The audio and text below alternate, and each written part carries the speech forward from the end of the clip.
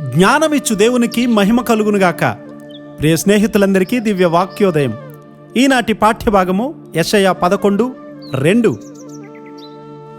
యెహోవా ఆత్మ జ్ఞాన వివేకములకు ఆధారమగు ఆత్మ, ఆలోచన బలములకు ఆధారమగు ఆత్మ, తెలివిని యెహోవా ఎడల భయభక్తులను పుట్టించు ఆత్మ అతని మీద నిలుచును.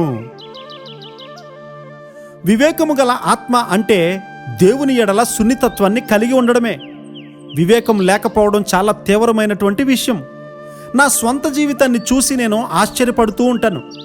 దేవుని ఆత్మ నీకు చురుకుగా సహాయపడినప్పుడు కొన్ని అసాధారణమైన విషయాలను నీవు చూస్తావు. మీలో కొంతమందికి మీ చుట్టూ జీవించే వారి యొక్క ఆత్మీయ క్షేమము విషయమై చింతలేదు. అది చాలా విచారకరం. ఒకసారి ఒక యవనస్తునికి ప్రార్థనా మందిరంలో అద్దాలను శుభ్రపరిచే పని అప్పచెప్పాం. అయితే అతని జీవితము గాజులా లేదు. ఎంత అపజయము! దానిని దాచలేని గాజు వలె క్రైస్తవ జీవితము పారదర్శకంగా ఉండాలి. మన ప్రభువుపై వివేకపుటాత్మ ఉన్నదని లేఖనం చెప్తుంది కదా. నీకు వివేకపుటాత్మ ఉంటే ఇతరుల కష్టాలను నీవు గ్రహిస్తావు. ఆత్మలో ఏకత్వము కొరకు ప్రాకులాడతావు. సామాన్య ప్రజలకు అలాంటి వివేకం ఉండదు.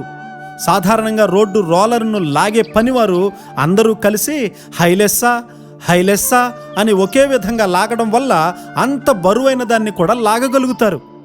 ప్రార్థనా పరులు అని అనిపించుకునే కొంతమంది కొన్నిసార్లు ఇలాంటి ఏకత్వము కలిగి ఉండడంలో విఫలమైపోతూ ఉన్నారు. నీవు పడిపోతే మనందరం పడిపోతాం. ఒక కుటుంబం కూలితే అందరం కూలినట్లే. మనము దానిని అర్థం చేసుకోవట్లేదు. ఇస్కరియోతు యోధాను బట్టి కూడా యేసుక్రీస్తు వారు ఎంతో బాధపడ్డాడు కదా. అతడు పుట్టకుండుంటే బాగుండును అన్నారు. దేవునికి అవమానము తెచ్చేవారిని బట్టి విచారపడాలి. మనం ప్రభువును ఘనపరిస్తే ఆయన మనలను ఘనపరుస్తారు. ఈ విషయం మనకు తెలీదా? అందరికీ తెలుసు. మనము మన ఘనతను మాత్రమే కోరేవారమైతే విచారపడాలి.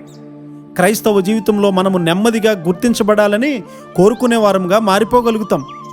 ఏకాత్మతో ప్రార్థిస్తూ ఆత్మలో ఏకీభవించి అందరూ కలిసి ఐకమత్యంతో పనిచేస్తే దేశానికంతటికీ సువార్త అందింపబడులాగున దేవుడు మార్గాలను తెరుస్తాడు.